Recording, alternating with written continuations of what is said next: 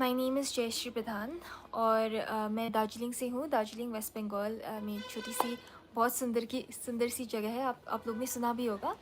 और मैं दार्जिलिंग से हूँ और मैंने पूरी अपनी पढ़ाई जो स्कूल की पढ़ाई है मैंने दार्जिलिंग से ही करी है, लोरेटो कॉन्वेंट दार्जिलिंग से अप टू क्लास 12। उसके बाद मैंने अपनी लॉ बैंगलोर से करी है। So this was a brief introduction about my self. मेरी फैमिली में मेरी पेरेंट्स हैं और मेरी एक बड़ी दीदी भी है और वो currently she is outside. Now मेरी जर्नी ऐसी रही है यूपीएससी की that I gave my first attempt in 2022। मेरी ग्रेजुएशन हुई थी 2022 को।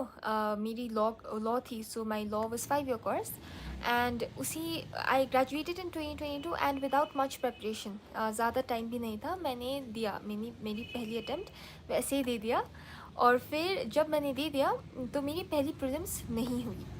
ऑब्वियसली थोड़ा बुरा तो लगता है लेकिन उतना भी बुरा नहीं लगा था, क्योंकि ऐसा था कि मतलब फर्स्ट अटैम्प्ट ऐसे ही दे दिया था 4-5 अटैम्प्ट्स की प्रिपरेशन के बाद। सो मैंने सोचा कि और से अब अभी से लेट्स प्रिपेयर इवन मोर, है ना, और अच्छे से प्रिपेयर करते हैं सेकंड अटैम्प्ट के लिए। इसीलिए मैंने सेकंड अटैम्प्ट के लिए एक अच्छे से स्ट्रैटेजी बनाई और फिर थैंकफुली इस अटैम्प्ट में, मेरी सेकंड अटैम्प्ट में, I have gotten rank 52 and I am very very grateful for the same. तो फिर अभी मैं अपनी जो सक्सेस है उसकी क्रेडिट किसको देना चाहूँगी? मैं अपनी पेरेंट्स को देना चाहूँगी, क्योंकि पेरेंट्स के बिना कुछ भी नहीं होता है। Without my parents I wouldn't be here, without their support, without their belief in me, and they really believed in me and they really saw that I could be successful. So I have to give the credit to my parents. और मैं अपनी grandfather को भी देना चाहूँगी। मेरी grandfather की image आप देख रहे होंगे उधर। तो उन्होंने ही मुझे एक सपना दिया था कि ऐसे बड़ा सपना देखना चाहिए, एक ऑफिसर बनना चाहिए। तो अगर मेरे ग्रैंडफादर नहीं होते तो शायद मैं नहीं होती इधर। इसीलिए मैं वो कहना चाहूँगी। अब थोड़ी प्रेपरेशन की साइड तरफ जाते हैं। थोड़ा प्रेपरेशन कैसे करें ओवरऑल बता दूँगी। ओवरऑल कैसे प्रिपरेशन करें इज़ बेसिक प्रिंसिपल्स ध्यान में रख लीजिए। बेसिक प्रिंसिपल्स क्या होती है कि जैसे कि मैंने अपनी खुद से पढ़ाई करी थी, घर से ही पढ़ाई करी थी। मेरी एक बाहर एक रूम है और मैं उसी रूम पे पढ़ती थी।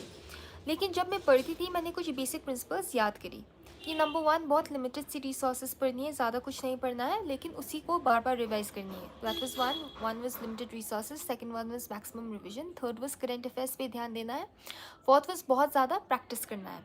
और प्रैक्टिस क्या करे तो क्या करे? प्रैक्टिस करे तो you have to practice previous year papers, previous year questions. तो मैंने एक ऐसी वाली स्ट्रैटेजी बनाई थी एंड मैंने क्या हुआ कि मैंने डिवाइड करी अपनी टाइम, एक ईयर की टाइम जो होती है। So from July I started preparing for my second attempt.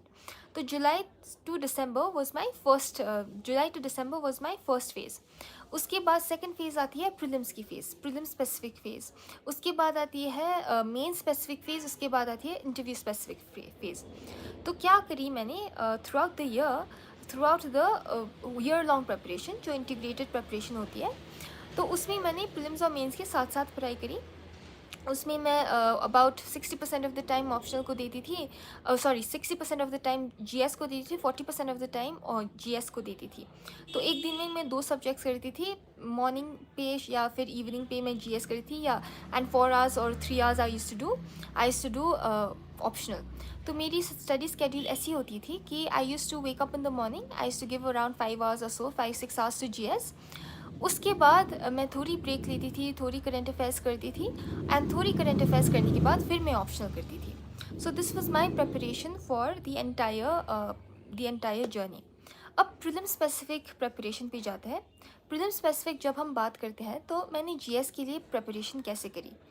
देखिए, प्रीलिम्स क्या होती है कि it has become very unpredictable these days and it is also one of the most difficult stages in my opinion. मुझे भी बहुत difficult लगता था, सारी स्टेजेस में मुझे भी बहुत डिफिकल्ट लगा है प्रीलिम्स। मुझे क्या लगता है कि to navigate the issue of prelims, GS, your hold on GS has to be very strong. You have to be very strong with respect to the static material that you use, um, the static sources that you use. You have to know them verbatim. तो जो वो static sources होती है, जैसे कि लक्ष्मीकांत होती है या फिर मॉडर्न हिस्ट्री होती है या फिर आर्ट एंड कल्चर के लिए जो नोट्स आपने बनाई हैं, तो जो मैंने नोट्स फॉलो करी थी वो वर्बेटम आपको याद होनी चाहिए, because this is something that will help you, जो आपको अनप्रिडिक्टेबल सिचुएशंस को भी यू कैन नेविगेट देम। जैसे कि ये सब सॉसेस होती है उससे अच्छे से पढ़नी है, कम सॉसेस रखिए बट अच्छे से करिए, ठीक है। तो ये हुई जीएस की बात। अब जब सीसैट की बात आती है, सीसैट कैसे करें। Now when we talk about CSAT, मैंने सीसैट की preparation around 2 to 3 months ago, before prelims I started my CSAT preparation. Now what did I do for CSAT?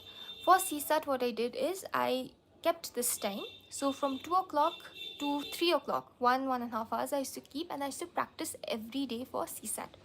मैं CSAT के लिए क्या करती थी कि मैं ऑनलाइन जाती थी और प्रीवियस ईयर पेपर्स सॉल्व्ड देखती थी, ठीक है। तो मैं सॉल्व्ड प्रीवियस ईयर पेपर्स देखती थी CSAT की, जैसे कि if there is a question on time and work, तो टाइम एंड वर्क मैंने सॉल्व करी। उसके बाद मैं ऑनलाइन जाके उस पर टाइम एंड वर्क पे I used to look up a particular video, एंड उस वीडियो पे बहुत सारे डिटेल्स में बहुत ज़्यादा कॉम्प्लिकेटेड क्वेश्चंस भी करवाते थे। तो मैं वो ऐसी वीडियोस देखते देखते सीख गई, और बीच बीच में मैं मॉक्स भी देती रहती थी। So I would know that I am on the safe side of CSAT and I can clear it. To clear CSAT and to clear GS, both of them I think practice is very important. आप लोग practice बहुत ज़्यादा करिए prelims के लिए, and if you can practise a lot for prelims then I think you can make it through. अब mains की तैयारी कैसे करें और कैसे शुरू करें।